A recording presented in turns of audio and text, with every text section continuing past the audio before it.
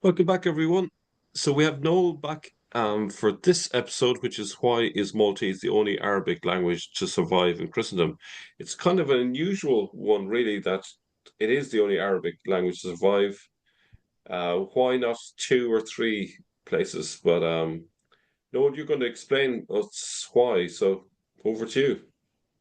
Hello, Mel. Thank you for having me again here. So today we're going to see why, or more precisely, exactly how as well, and we're going to try to see maybe if there are any patterns as well that may shed light to the development of Islam. So it's coming increasingly evident.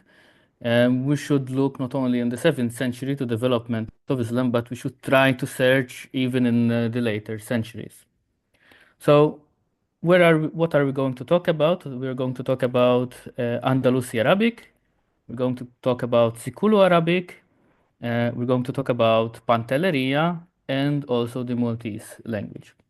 Um, I would like also to remind the audience that between the 13th and the 15th century, in Andalusia, we have in the Arabic in Spain, we have the Christians that are speaking Arabic, the Jews, and the Muslims.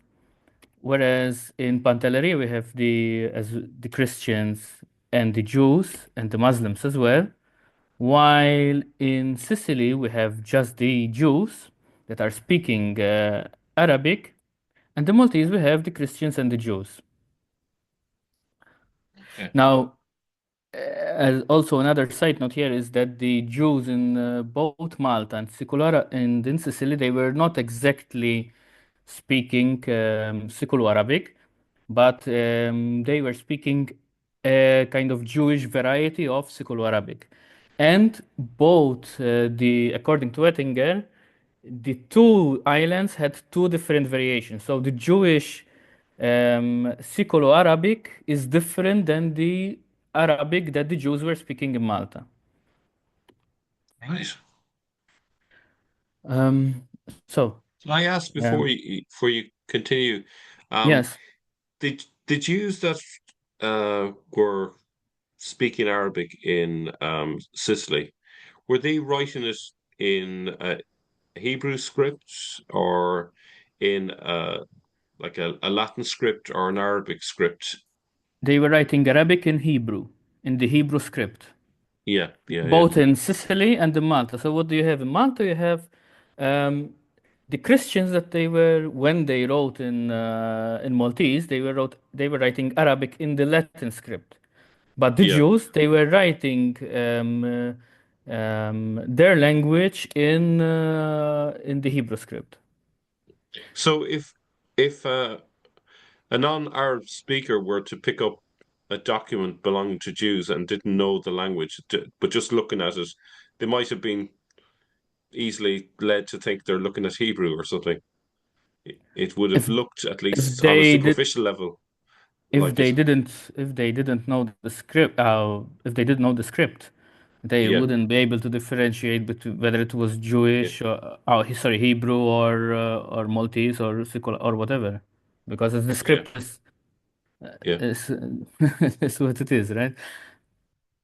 So to see, if we have to see when did Arabic died, then in the literature we find it that it died out in the mid 13th century. However, as we have just seen, the Jews still spoke Arabic until the mid 15th, until the late 15th century, when the Jews were expelled from the Spanish realm, so from Spain, from Sicily, and from Malta. At the same time, in Pantelleria, we start to see a decline in the Arabic spoken there until the end of the 16th century. There is no trace of Arabic after the 16th century. And in Spain, it dies with the expulsion of the Muslims 100 years after the expulsion of the Jews. So in the early 17th century.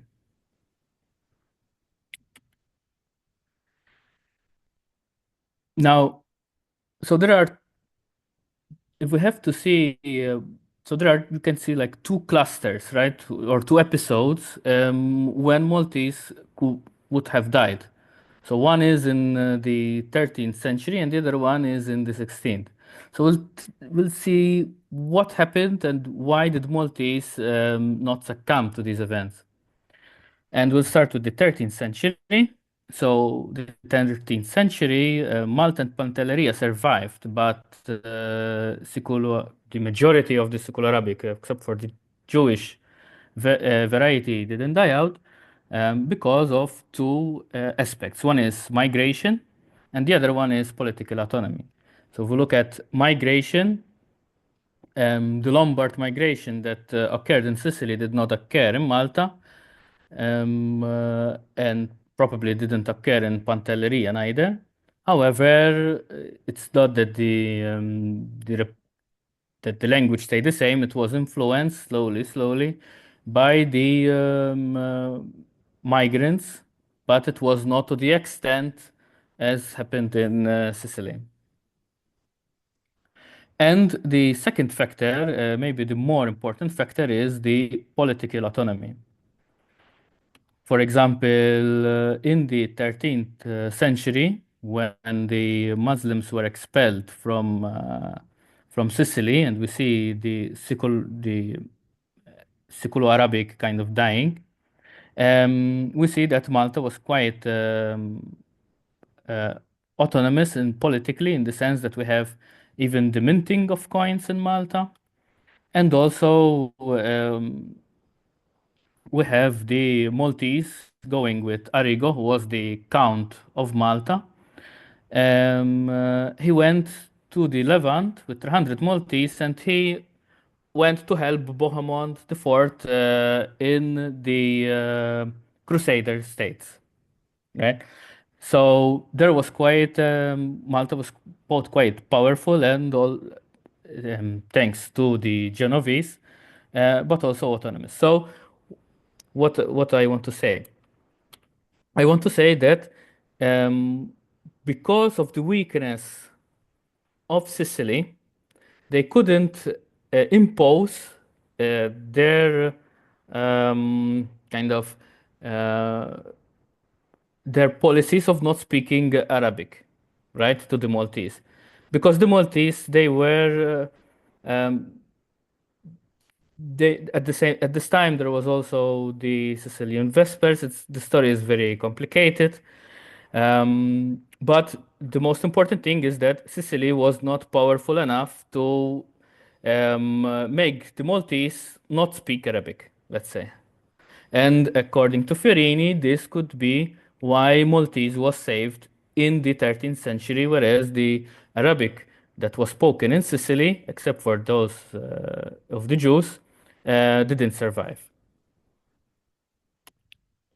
Now, the same thing in Pantelleria. Pantelleria, we've got a dual government. So again, political autonomy, and that was what managed, how Arabic managed to survive in Pantelleria as well. Pantelleria was ruled by, the Christians were ruled by Palermo, and the Muslims were ruled by Tunis. Um, but here again, we see like a gradual decline afterwards, right? From the of first of Islam, but Arabic um, died down uh, about 2 centuries later, as you shall see. And even the Jews were a bit of a they were not a community within a community. So they had their own institutions, they had their own ways of paying the taxes. They responded to the king in a different manner rather than the other Christians. And that's why also they were able kind of to keep their language. Now, if we look at the 16th century, we see something particular happening. We see um, kind of a push to not be like the Arabs. So if we look at the at Malta, we see that the 14th century architecture is you can say it's Arabic or Moorish maybe. Still, by the 15th century, we have names such as Muhammad, Christians named Muhammad, and for example, in a medieval document, the dialect, um, they say that the Arabic dialect is that the what was spoken they could differentiate between the Arabic dialects of Tunis and that of others. So they were saying like, they are so similar with each other.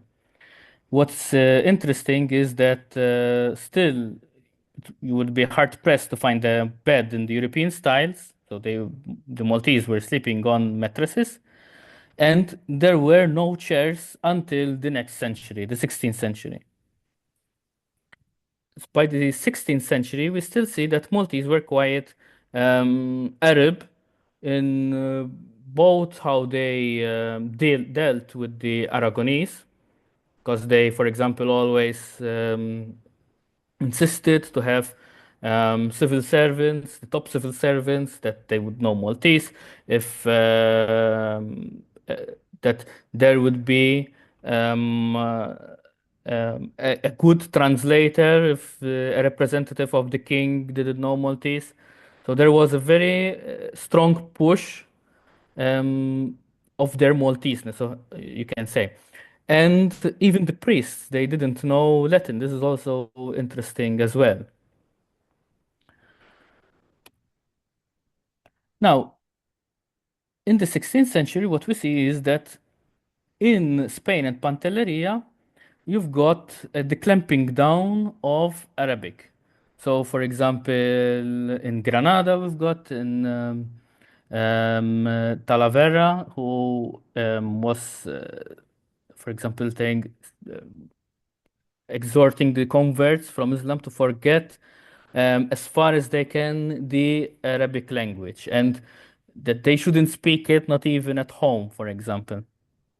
And at the same time, in Pantelleria, you've got the Bishop Alberto Marino Rizzo, um, who noticed that the people basically were like the Moors. They dressed like the Moors. They spoke in Arabic, and he told them, "Look, change your ways. Change your ways and become more Sicilian."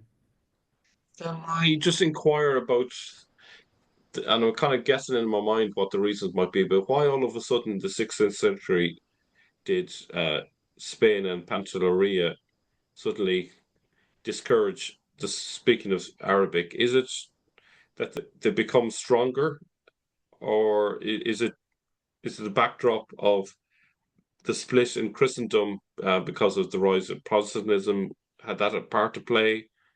Any thoughts I on the reasons? Yeah, I don't know the reasons exactly, but it's very interesting and that was something that I noticed as well.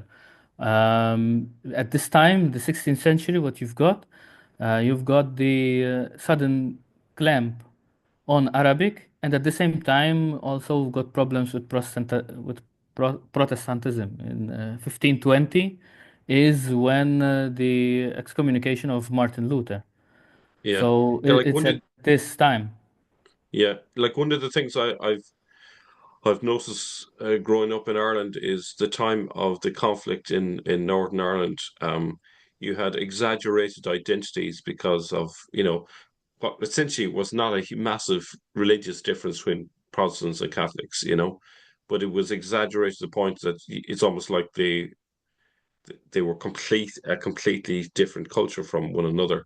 So I think maybe if Christians were in the 16th century seeing each other as uh, like looking on each other as if they had two heads, let's say, just to exaggerate a little bit. Mhm. I can imagine then on top of that, Muslims would have been seen as even more different to the point that they might want to clamp down on them. Um, Um, I read a book. I forgot the name of the author. It's called Triumph, and what he was when he was describing this period, he was saying it's also like from this period that we have the Inquisition as well. It's like Christendom was fracturing, and so they were afraid of anything that would even make it weaker. So this Yes, yeah, kind of as a reaction, what you have is you say, okay, everyone has to be, we have to be more homogeneous, let's say, and also you are yeah, afraid of anything which is foreign as well. yeah, yeah. I think there's something in that. Yeah. Mhm. So, and here we see the Andalusi Arabs, but the now we're going to see the Christians actually. So that they are protesting at this. You know, they say, look, the Egyptians, the Syrians, the Maltese, and they are Christians, you know, but they are reading, they speak Arabic, and they read, and they even write, but they are Christians like us.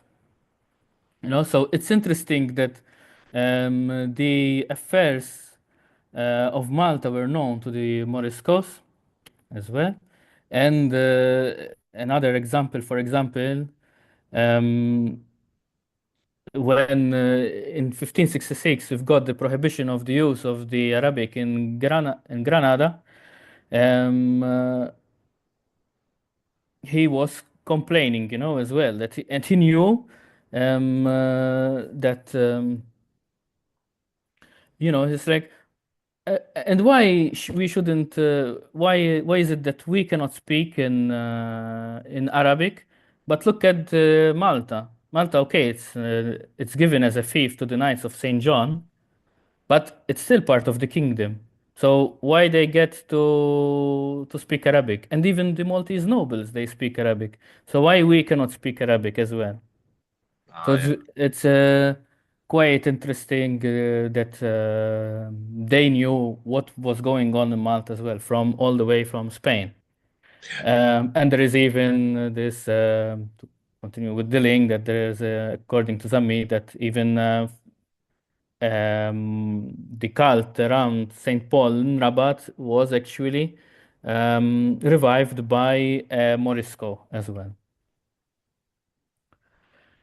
So the Moriscos, they were trying to do their best to survive, even though they were Christians, to preserve their Arabic language, but ultimately they failed. So, Can you just remind the audience what is meant by a Morisco? so they were Arab-speaking Christians. They were either born Christians or they were converted from Judaism or from Islam. Okay. Thank you. But they were Arabic in culture and in language. Yeah. So at this time, why is that, you know, because they were still one country, Malta as part of the Spanish realm, why is it that where in Granada the the people couldn't speak in Arabic language, but in Malta they could? Well, what happened 1 year before 1566 is 1565. And 1565 is the Great Siege of Malta. It's a pivotal moment in Maltese history. It is the Ottomans tried to take Malta, but they failed. And this is the point where the Ottomans started to retreat from the Mediterranean. This was the at this time, so prior to 1565, the Europeans were Christendom was in a bit of a shock because they were losing battle after battle after battle to the Ottomans, and suddenly, in 1565, um, the Knights of Saint John and the Maltese, they had prior knowledge about I think 1 year before at least, so they were prepared. But in any case, it was a daunting task, and they managed to succeed. And the result of that was Valletta. So this was Valletta is not something that the knights built by themselves. It was, you can say, a European project. There was lots of funding coming from the whole of Christendom. So it was a big turning point in Malta, and also the relationship between the Maltese and the knights changed after this. It's Just just jump the in just while conclusion. So this is why Maltese survived in this period, I think. Yes? Yeah, I just want to point out that AJ Juice noticed that there was an Ottoman mosque that was built. He did a paper on this, and the Qibla was pointing exactly towards Valletta. It's amazing. So they, it seems like their Qibla was pointed that way because they wanted to conquer Malta, and ironically enough, failed, considering that they built a mosque in that direction in anticipation. So that's I just thought I'd throw that in while we're on it. I'll probably put an image over here on the screen just to show what I'm talking about. Mhm.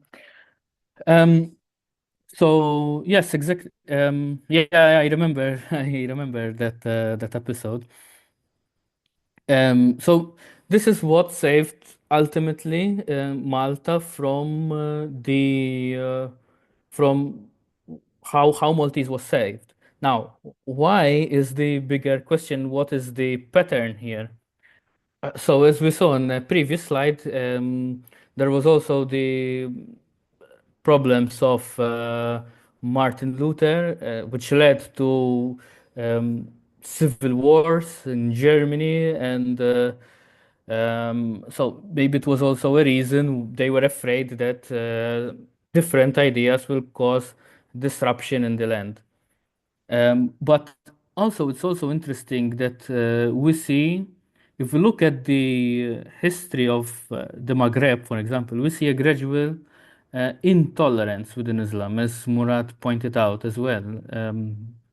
He was not talking about the Maghreb, he was talking about the history in general. But if we see in the Maghreb, for example, as we saw on, for example, with first the Almoravids, and then which were in the early uh, 11th century, if I'm not mistaken, and then after them, the Almohads and Almohads were more puritanical than the Almoravids, and w- Ibn Tumma was their founder, who said that he was the Mahdi.